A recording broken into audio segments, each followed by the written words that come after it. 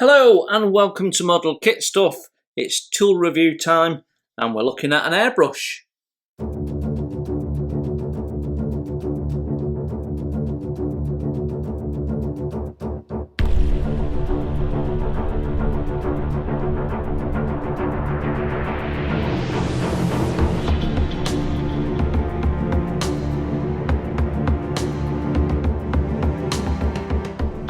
So welcome to Model Kit Stuff and today's tool review is this. It's the Harder & Steenbeck Infinity CR Plus 2-in-1 version 2. So 2-in-1 means that we have two needles in here and the version 2 basically tells us that this is their most recent iteration of what is quite a long-standing airbrush in the Harder & Steenbeck range. So Harder & Steenbeck are a German company and they have been making airbrushes for quite some time. Now this isn't the first airbrush I've had from them, but it is the first time I have bought an airbrush from a company more than once. So I've had several airbrushes over the years. There was a period of time when I bought my Iwata and absolutely loved it. Then I bought a Harder & Steenbeck, and to be honest, all my airbrushes in the future will be from this company. In terms of quality of products, they're really good. What I like particularly about my other Harder & Steenbeck is the simplicity of strip down and cleaning compared to all other airbrushes I've got. So let's have a look at this. We've got quite a nice little package here. You can see it's shrink wrapped. We've got a plastic box inside and this cardboard sleeve which has a picture of the airbrush, and it shows a couple of the features. And then as we look on the side, it gives us the detail. It tells us we've got a 0.2 and a 0.4mm fine line needle. It tells us that we've got a 2 and 5mm quick fix paint cup, and it tells us that we have a 2 and 4mm fine line cup lid. So we get a lid as well, which is usually a separate item, and that we've got a plus 5mm quick fix distance cap. So we'll show you that as we get in there. So for me, this is probably the ultimate airbrush because of its features. We've got an open adjustable point. So let's take a look inside. As we cut through the wrapping here,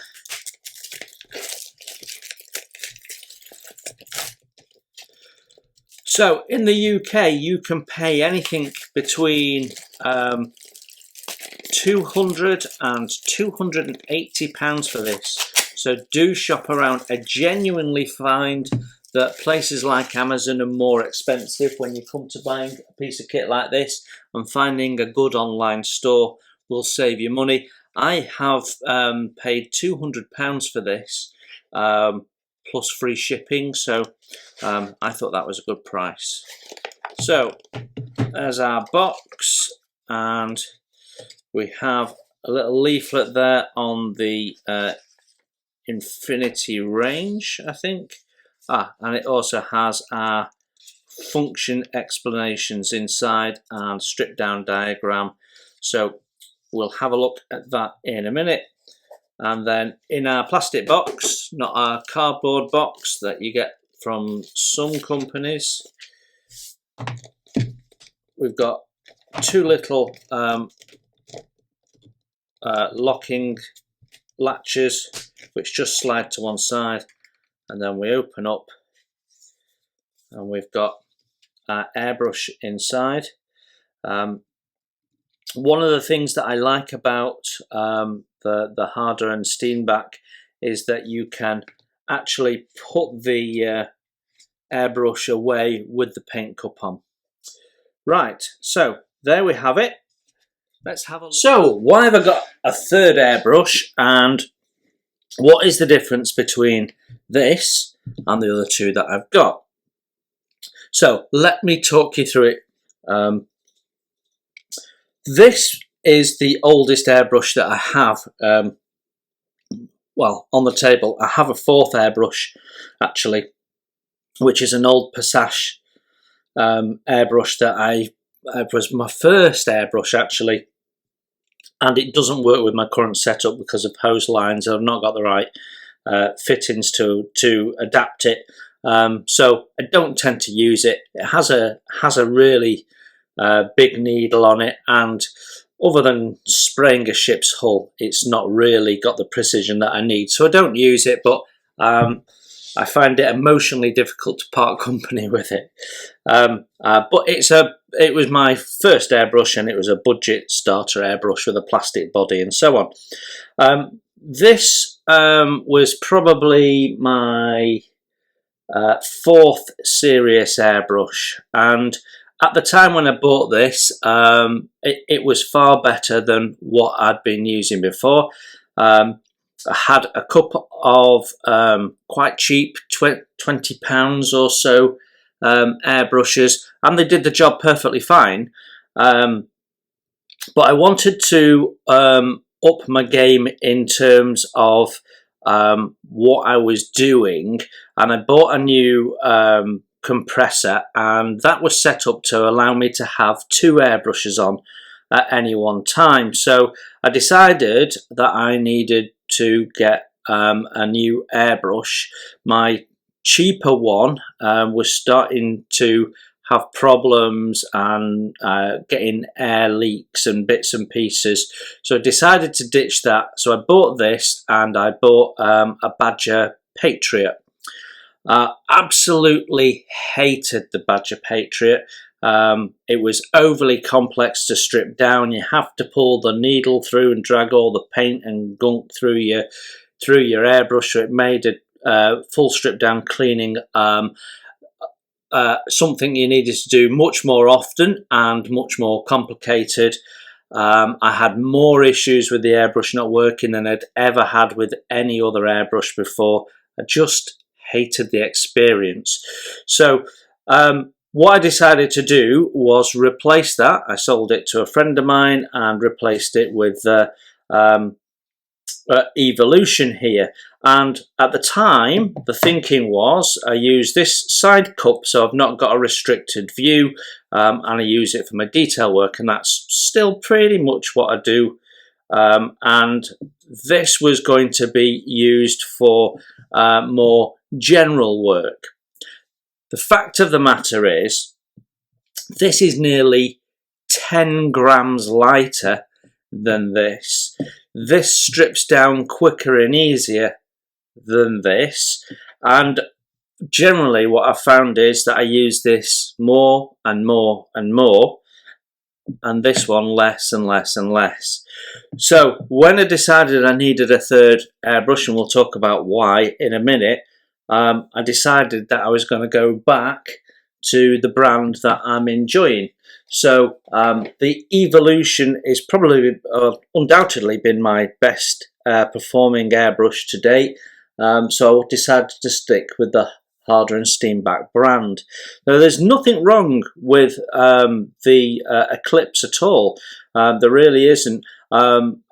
Although there's a difference in weight, I don't get any fatigue particularly. It's not a gravity-fed brush. You can see it's a side cup brush, so it performs slightly differently, and there's a little bit more cleanup. I find this tends to leak.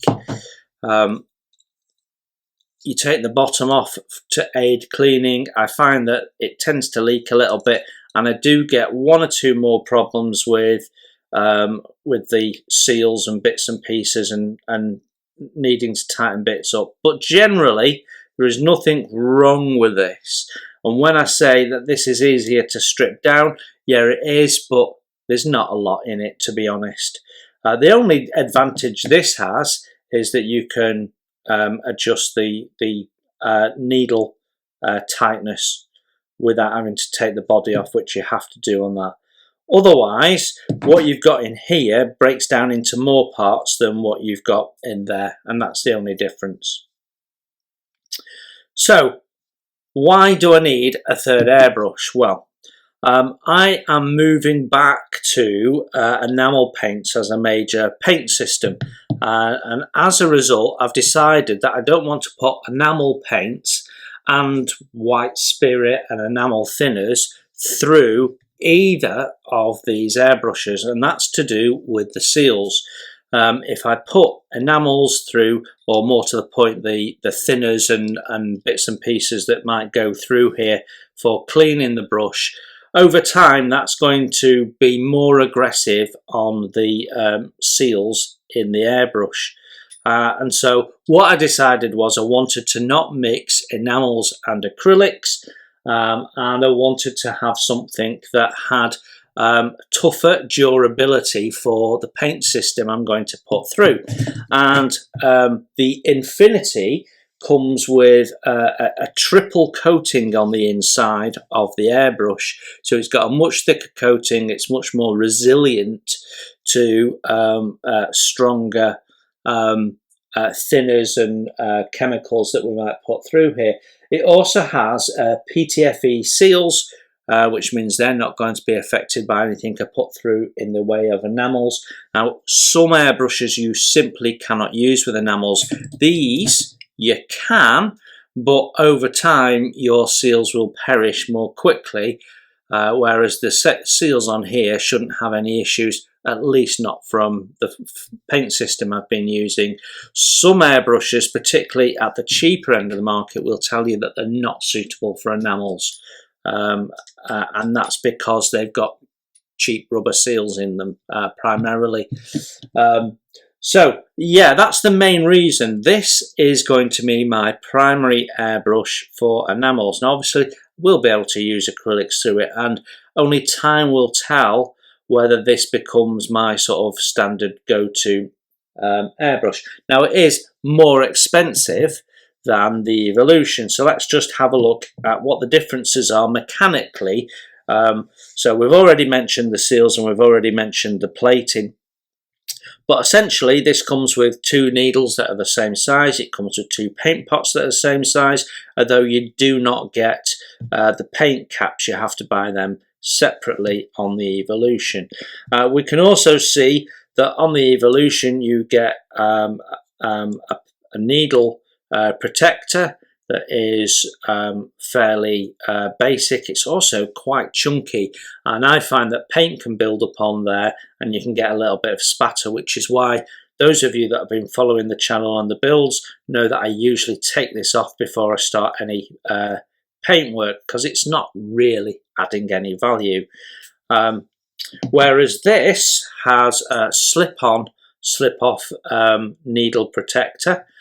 So that's the sort of storage protector, if you like, and then you can remove that and add on either the everyday needle protector, which is far more open than this type and is much less likely to give me any spatter, although I'm likely to not use it because I am in the habit of removing it.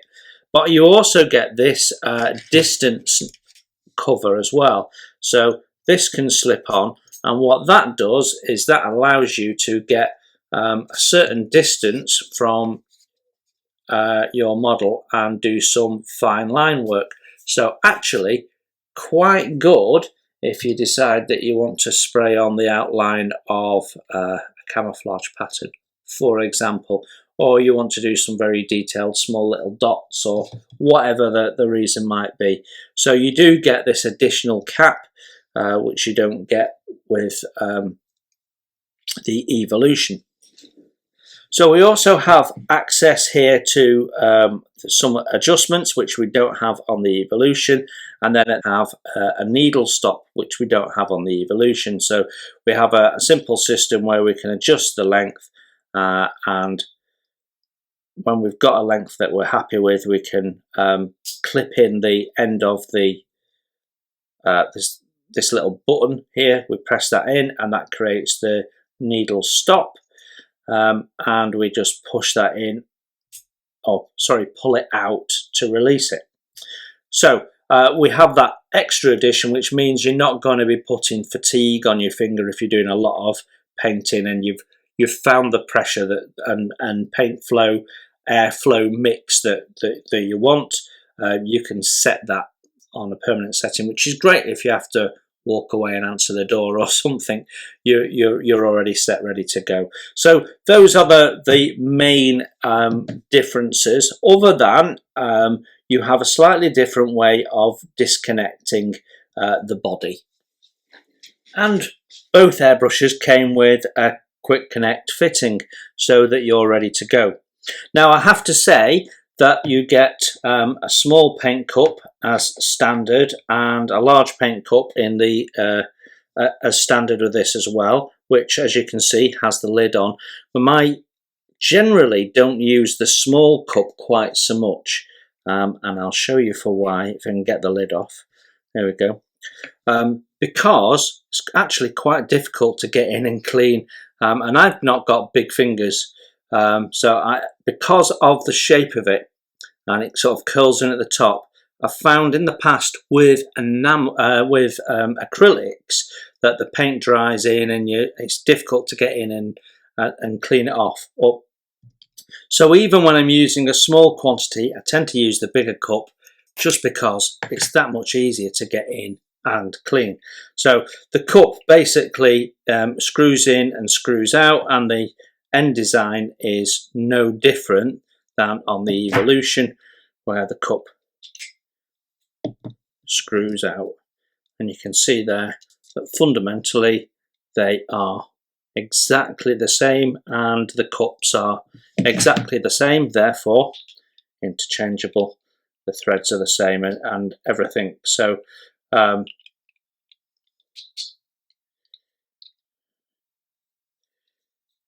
you go, once you've lined them up properly. So yeah, so that means we have 4 paint cups now between the 2 airbrushes. So in most respects this is very, very similar to the Evolution. So let me show you how this strips down. So our back cover has a short thread on it, and once we've unthreaded it, that'll just pull away. So what was that, 2.5 turns? And that exposes our needle locking nut. Now also we have here a further tensioner, and what this does is this allows you to tighten or loosen the whole of this chamber here.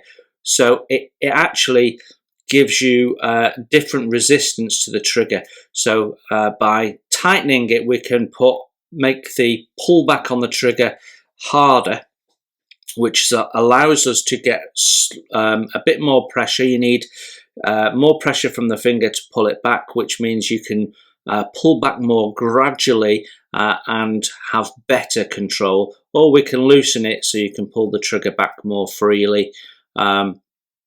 So if we're painting large surfaces and stuff, we don't need that, whereas we might want to tighten it up if we're doing some really precise work. So that's a nice little feature that I don't have I've never had before, and certainly don't have on the Evolution. Then to take out the needle, we loosen the needle nut, and we can then pull the needle out through the back, although generally I do not do that. I'll show you when I reassemble what I generally do. I like to take the needle out through the front, really. Now, Harder and Steenbeck have a system on their needles where at the end of the needle they have some notches which tells you what size it is. So we've got 2 notches on that one, which means that we've got the 02 in, and then on this needle here, if I open this, you'll see we've got 4 notches, so we know that's the 04. So it's very easy. There's no looking at it and trying to compare it and remembering which needle you had in, which I certainly get with some brands. So once you've removed the needle, the front cap unscrews very easily, and that is 2 parts. So you can rinse that and give it a gentle clean with a cotton swab, and you can get your brush cleaner in there. And that's exactly the same as on the Evolution, although the thread on the Evolution is slightly different. You'll see we've got a bigger thread and we've got a different grip design than we've got on the Infinity, but essentially it's the same.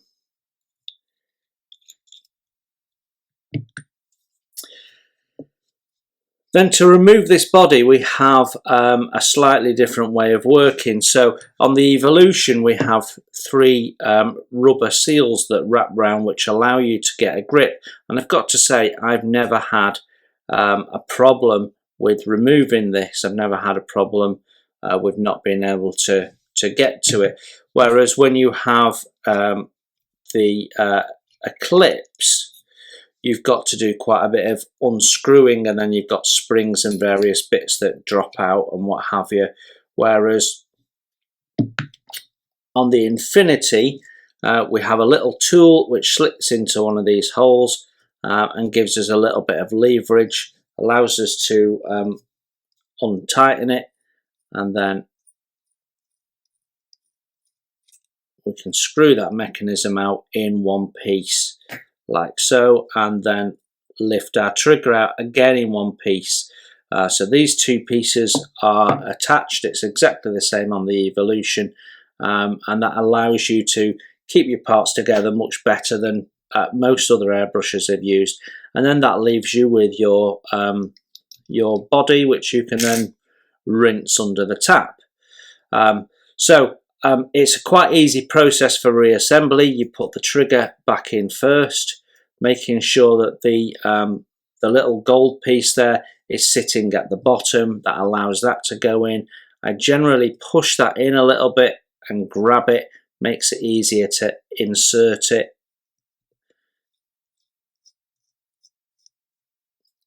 Finger tight, and then I can use the tool just for a final fraction of a twist. And then that is everything I need to be able to put the needle back in place. I generally put the needles in backwards, just to make sure that we're not damaging the end of the needle. And give it a gentle twist as it goes down, seems to help. And then I'll pull that in so that it's inside the chamber, and just tighten the nut to hold it there. That allows me to then assemble the nozzle, and then just for good measure we'll pull the needle back and screw the nozzle into place, and know that that needle is well away. Finger tight, release the trigger, slacken off the locking nut, push the needle back home, tighten the needle up again. We can see that that is now out. Pull the needle back in so that it's not exposed, and put your protective cap back on, and then the body can go back on, and you know it's in the right place when it's aligned side on. The cup, once you've aligned the screw, goes on like that. It's a very simple process for strip down and clean up. And obviously if you're doing a part clean between colours, you can very easily just adjust this and pull your needle, push your needle out forwards to clean the needle, and rinse the end through with a tap, and then just push your needle back in. No need to disassemble all of this unless you're doing a full strip down. The airbrush itself works in the same way as most dual action airbrushes, where you press down to engage the airflow and pull back to engage the paint flow, and that's all there is to it. It's a nice simple brush. It weighs slightly less than the Evolution, so about 2 grams less than the Evolution and about 12 grams less than the Eclipse. So it's my lightest airbrush, it's my most sophisticated airbrush in terms of features and functionality, and it's my strongest airbrush in terms of robustness against what I'm putting through there because of the seals and the additional plating. So I'm hoping that this is going to give me many years of trouble-free enamel airbrushing. And you will see over the course of time me using this in action, and I will at some point come back to you with a usage report on the Infinity. But for now, that is a look at the Harder and Steenbeck Infinity CR Plus. For now, that is our look at the Harder and Steenbeck Infinity CR Plus 2-in-1 version 2.0. Thanks for looking in. I hope that was useful in some way. Take care, everyone. Enjoy your modelling, and I'll see you very soon.